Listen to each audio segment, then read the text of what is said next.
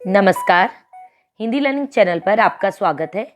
आज आशिमा महाजन Hindi learning channel पर लेकर आई है क्लास 10 के स्टूडेंट्स के लिए चैप्टर नंबर 17। जी हाँ, बदंत आनंद कोसलियायन जी द्वारा रचित पाठ है संस्कृति। 17 चैप्टर है ये आपकी क्षितिज भाग 2 का। आज इस पाठ को हम माइंड मैप के जरिए समझते हैं। इस वीडियो में आपको इजी एक्सप्लेनेशन मिलेगी, माइंड मैप के साथ सोल्व एनसीईआरटी के क्वेश्चन आंसर भी दिए गए हैं। क्लास 10 की पूरी प्लेलिस्ट का लिंक इस वीडियो के डिस्क्रिप्शन में है, आप देख सकते हैं। कोई भी चैप्टर समझना हो तो प्लेलिस्ट में जाकर उस चैप्टर का लिंक क्लिक कर सकते हैं। ओके, और अगर कोई चैप्टर आपको लगता है अभी तक अपलोड नहीं है तो आप बता सकते हैं। आइए माइंड मैप के जरिए पाठ को समझ लें। सबसे पहले मैंने पाठ का नाम लिखा है संस्कृति।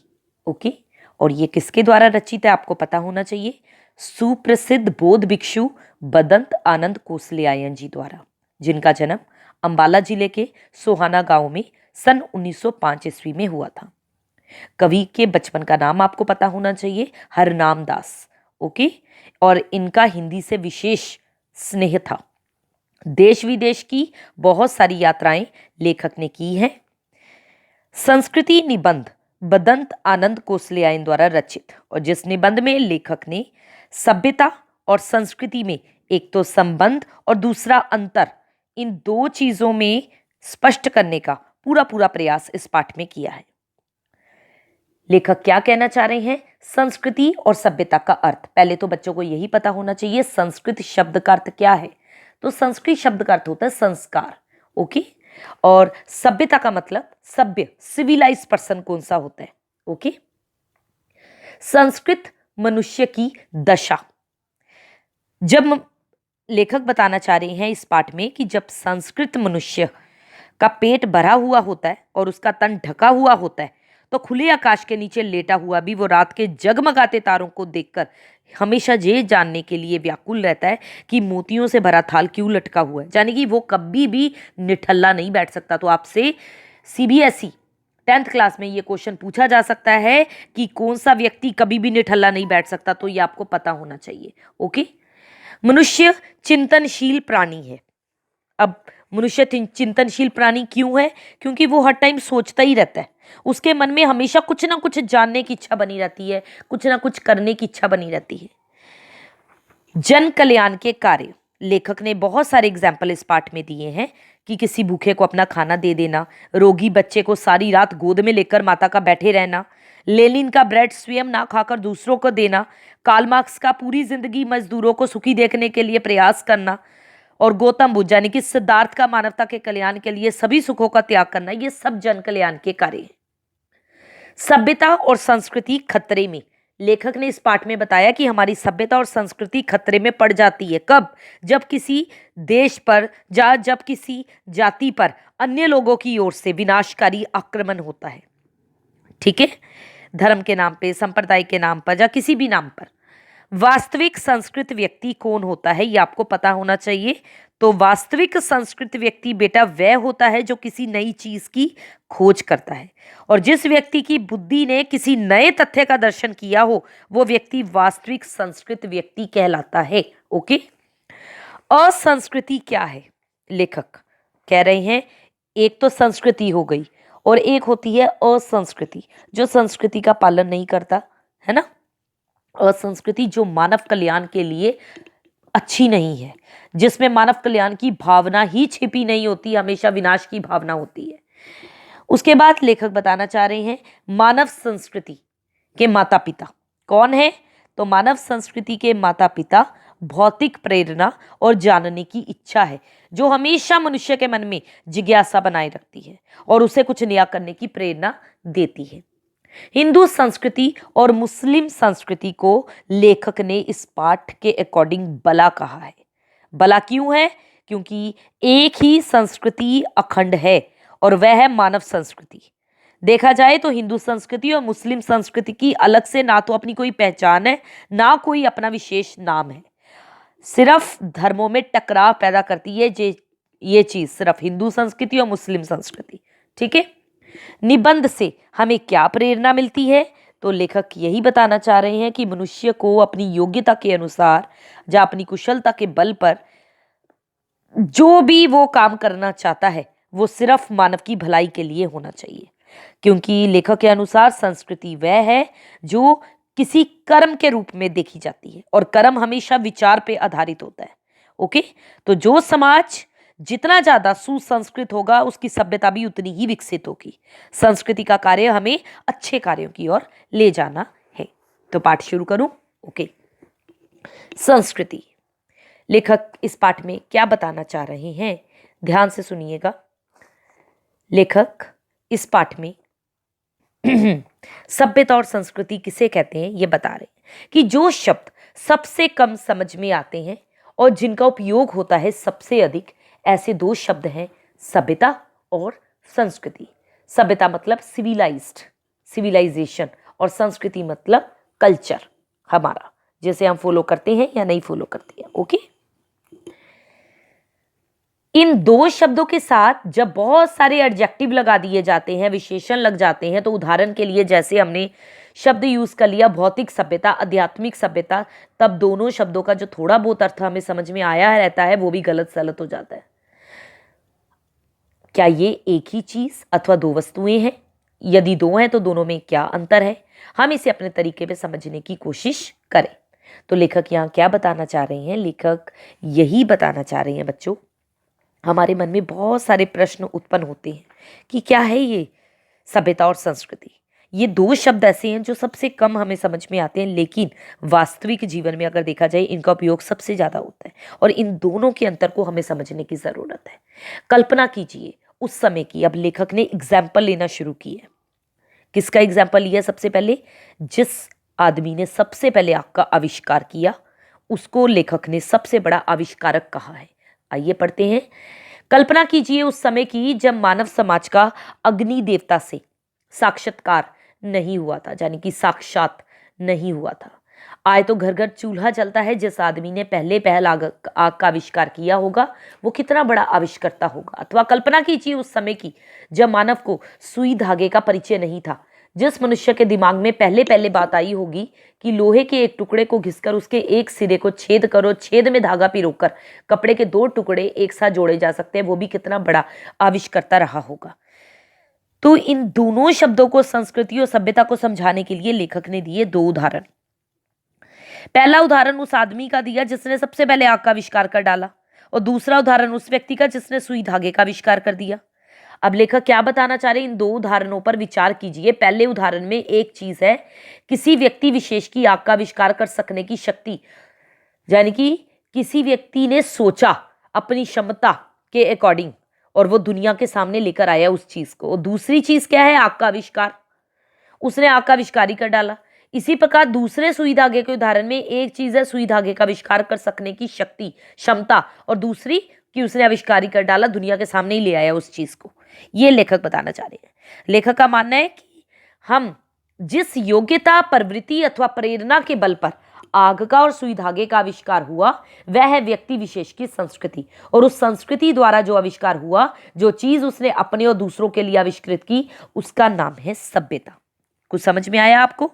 यानी कि लेखक का मानना है जिस काबिलियत के बल पर, जिस मोटिवेशन के बल पर आग और सुई धागे का आविष्कार हुआ वो व्यक्ति विशेष की संस्कृति है।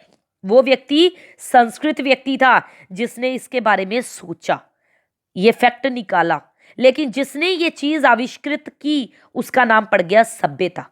ओके, जिस व्यक्ति में पहली चीज जितनी अधिक जैसी परिष्कृत मात्रा में होगी, यानी कि शुद्ध रूप में, रिफाइंड तरीके से होगी, वो व्यक्ति उतना ही ज्यादा परिष्कृत आविष्कर्ता होगा, यानी कि वो इंसान भी उतना ही ज्यादा रिफाइंड और शुद्ध होगा। एक संस्कृत व्यक्ति किसी नई चीज की खोज करता है किंतु उसकी संतान को वो अपने पूर्वज से अनायास मिल जाती है।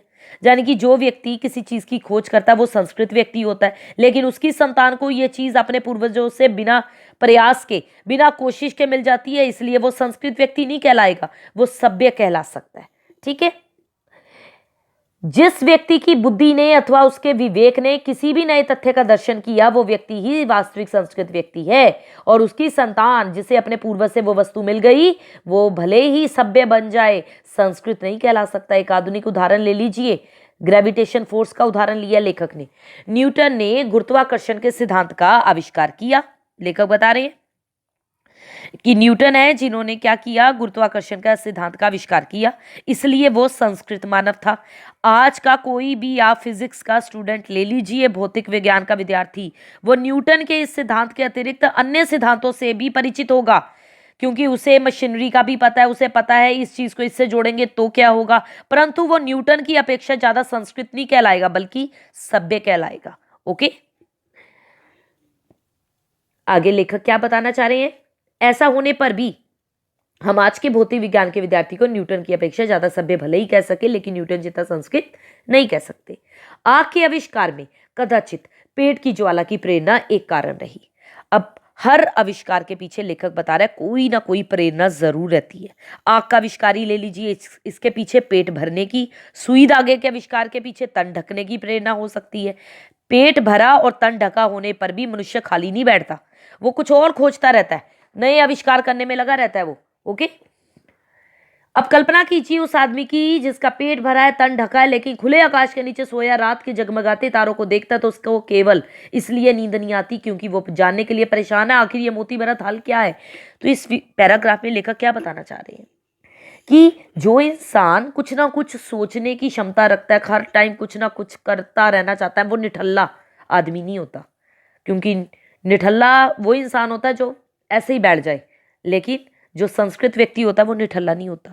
ठीक है, हमारी सभ्यता का एक बड़ा अंश हमें ऐसे संस्कृत आदमियों से मिला है जिसकी चेतना पर स्थूल भौतिक कारणों का प्रभाव प्रधान रहा है, किंतु उसका कुछ हिस्सा हमें मनीषियों से, मुनियों से मिला है, जिन्होंने फैक्ट निकालकर किसी भौतिक प्रेरणा के वशीभूत होकर नहीं, बल्कि उनके अपने अंदर की सह संस्कृति के कारण प्राप्त की है। रात के तारों को देखकर ना सो सकने वाला मनीषी हमारे आज के ज्ञान का ऐसा ही प्रथम पुरस्कर्ता था। क्या बताना चाह रहे हैं लेखक इसमें? लेखक इसके अंदर एग्जाम्पल तो दे दी लेखक ने। लेखक बता रहे हैं कि जो संस्कृत व्यक्ति है वो पेट भरा होने पर, तन ढका होने पर कभी खाली नहीं बैठ सकता, अपनी बुद्धि के बल पे निरंतर कुछ ऐसा करना चाहता है जिससे हम प्राणी मात्र का कल्याण हो सके, क्योंकि उसकी जो सोच होती है ना वो निस्वार्थ भाव वाली होती है। क्योंकि केवल पेट भरने से और तन ढकने के बारे में सोचने वाले व्यक्ति संसार में सुखी जीवन तो जीत सकते हैं, लेकिन उसकी ये सोच केवल उसी तक सीमित रहती है, दूसरे के कल्याण से उसे कुछ लेना देना नहीं, वो अपने स्वार्थ में लिप्त रहता है। इसलिए लेखन उन्हें संस्कृति की जननी, लेखक जो है संस्कृति की जननी नहीं कहता उसे। ठीक है, हमें हमारी सभ्यता उन लोगों से मिली है बच्चों जो संस्कृत है। ये संस्कृत लोग अपनी बुद्धि के बल पर, अपनी समझदारी के बल पे हमें कोई नई वस्तु दे जाते हैं जो हमें सभ्य बनाती है, और उनकी ये देन निस्वार्थ भाव से प्राणी मात्र के कल्याण के लिए होती है। तभी तो इस प्रकार की जो देने होती हैं इससे सभ्यता का विकास होता है। लेखक ने ऐसे व्यक्ति को प्रथम पुरस्कर्ता इस वाले पैराग्राफ में माना है, क्योंकि वो अपनी आंतरिक भावनाओं की प्रेरणा से मानव कल्याण के कार्य करता है। उसके इन कार्यों के पीछे किसी प्रकार का कोई लोभ नहीं होता, स्वार्थ नहीं होता, वो अपने सहज स्वभाव से, अपनी नेचर के कारण सारे कार्य कल्याणकारी करता है। ओके, भौतिक प्रेरणा, ज्ञानेप्सा, क्या ये दो मानव संस्कृति के माता पिता हैं दूसरे के मुंह में कोर डालने के लिए, जो अपने मुंह का कोर छोड़ देता है? लेखक क्या बताना चाह रहे हैं? भौतिक प्रेरणा और ज्ञानेप्सा, ज्ञान पाने की इच्छा, क्या ये दो ही मानव संस्कृति के माता पिता हैं? क्वेश्चन पूछ रहा है लेखक हमसे। दूसरे के मुंह में कोर डालने के लिए, अगर दूसरे के मुंह में निवाला भी डालना है, उसके लिए जो अपने मुंह का निवाला छोड़ देता है उसको ये बात क्यों और कैसे सूझती है? रोगी बच्चे को सारी रात गोद में लिए जो माता बैठी रहती है, वो आखिर ऐसा क्यों करती है? सुनते हैं कि रूस का भाग्य विधाता लेनिन अपनी डेस्क में रखे हुए डबल रोटी के सूखे टुकड़े स्वयं ना खाकर दूसरों को खिला दिया करता था। वे आखिर ऐसा क्यों करता था? संसार के मजदूरों को सुखी देखने का स्वप्न देखते हुए कार्ल मार्क्स ने अपना सारा जीवन दुख में बिता दिया, सिर्फ मजदूरों को हक दिलाने के लिए। और इन सबसे बढ़कर आज नहीं, आज से 2500 साल पहले सिद्धार्थ ने अपना घर केवल इसलिए त्याग दिया कि किसी तरह तृष्णा के वशीभूत लड़ती कटती मानवता सुख से रह सके, यानी कि मानव जाति को सुख दिला सके, उन्होंने अपना घर छोड़ दिया। अब लेखक क्या बताना चाह रहे हैं इसके अकॉर्डिंग? लेखक हमें बताना चाह रहे हैं कि मनुष्य अपने जिन साधनों के द्वारा दिन रात आत्मविनाश के कार्यों में जुटा रहता है वो असभ्यता को जन्म देती है। ठीक है, लेकिन मानव के वो सारे कार्य असंस्कृति के जनक हैं जिनके कारण वो मानवीय विनाश के कार्य करने वाले उपकरण बनाता है। राइट, वो हमारे लिए खतरनाक उपकरण बनाता रहता है। लेखक क्या बताते हैं, हमारी समझ में मानव संस्कृति की जो योग्यता आग और सुई धागे का आविष्कार कराती है वो भी संस्कृति है, जो योग्यता तारों की जानकारी कराती है वह भी, और जो योग्यता किसी महामानव से सर्वस्व त्याग कराती है वह भी संस्कृति है। तो यहां पर संस्कृति और असंस्कृति का डिफरेंस समझ में आया। असंस्कृति वो है जो मानव कल्याण के लिए बिल्कुल भी अच्छी नहीं है, जिसमें मानव कल्याण की भावना छिपी हुई नहीं है, जो विनाश की भावना से भरी हुई है। और संस्कृति का अर्थ लेखक ने क्या बताया कि वास्तव में मानव संस्कृति वस्तु ना होकर एक भावना है, एक संस्कार है जो मानव को उत्तम कोटि का बनाती है। इसमें जितना भी भाग कल्याण करने का है वो वह अकल्याण करने वाले की तुलना में श्रेष्ठ है। यानी कि यह भावना एक संस्कार है जिसे बांटा नहीं जा सकता।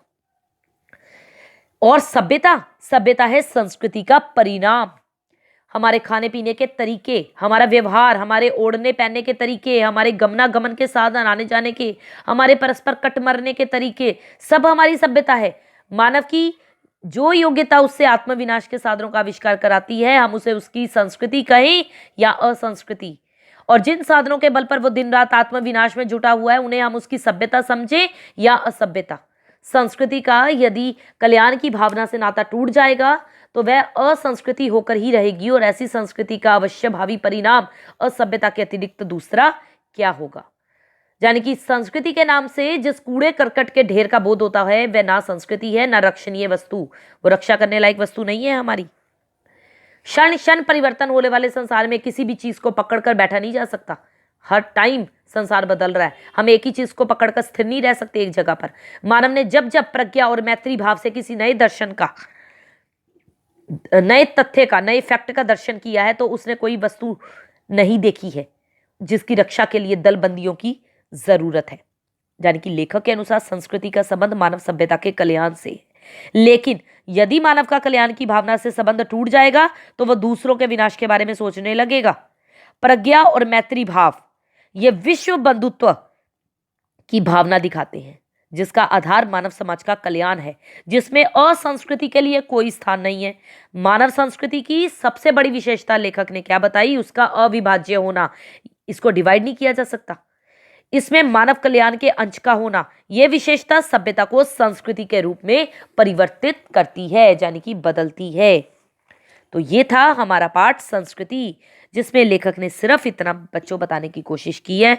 बता दूं मैं आपको कि जिस व्यक्ति में पहली चीज जितनी ज्यादा रिफाइंड होगी वो व्यक्ति उतना ही ज्यादा रिफाइंड, उतना ही ज्यादा शुद्ध होगा। ओके, संस्कृति के परिणाम को लेखक ने सभ्यता कहा है यहाँ पर। और सभ्यता के अंतर्गत क्या क्या आता है, ये बहुत इंपॉर्टेंट क्वेश्चन है एग्जाम के लिए। सभ्यता के अंतर्गत हमारे खाने पीने के तरीके आते हैं, ओढ़ने पहनने के तरीके आते हैं, आने जाने के साधन आते हैं, परस्पर कट मरने के तरीके आते हैं। ओके, तो लेखक मानव संस्कृति को क्या कह रहे हैं, एक अविभाज्य वस्तु।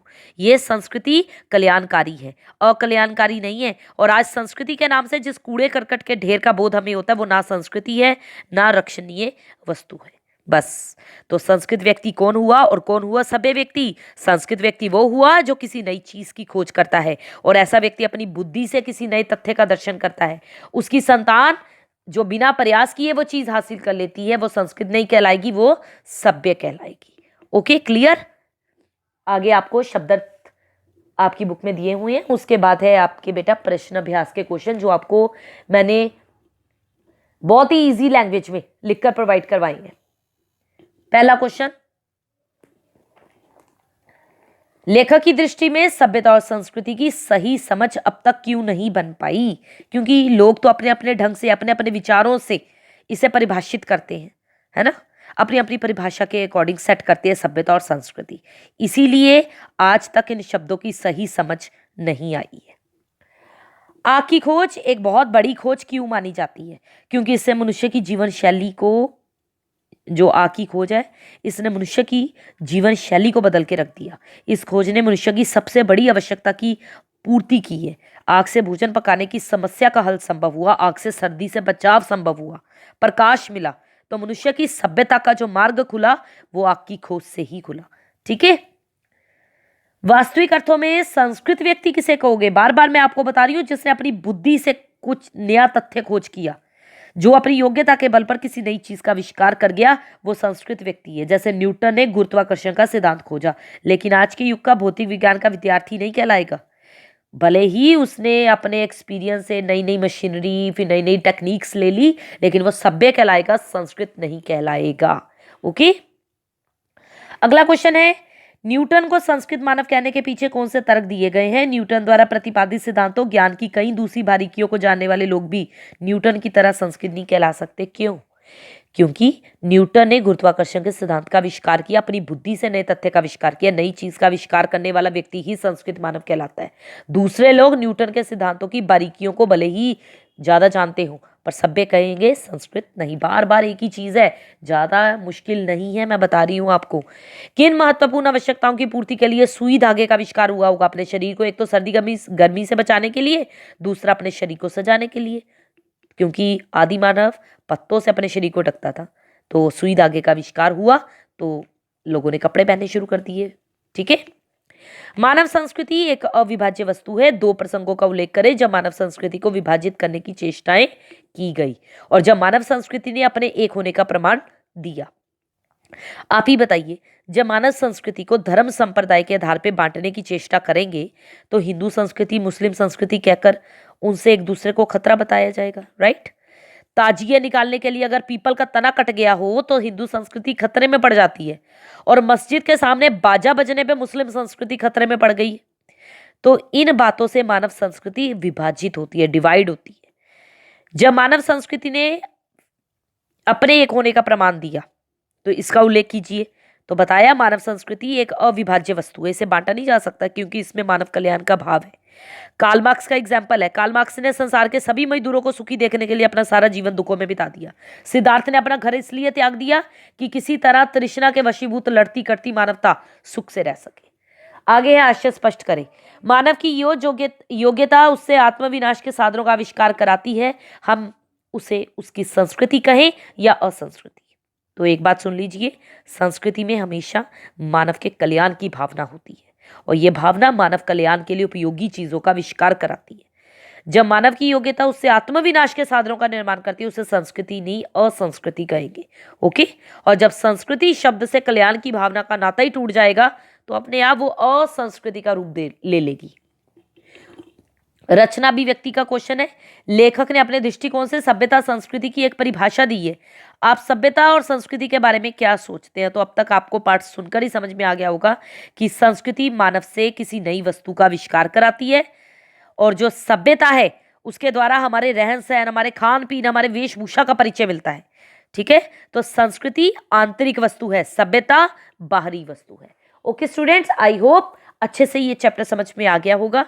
क्लास 10 के स्टूडेंट प्लीज वीडियो को ज़्यादा से ज़्यादा लाइक दिया कीजिए, शेयर किया कीजिए दोस्तों के साथ, और अगर कोई भी क्वेरी रह जाती है प्लीज़ कमेंट बॉक्स में लिख दीजिए। बहुत ही इजी वे में समझाने की कोशिश की है चैप्टर संस्कृति।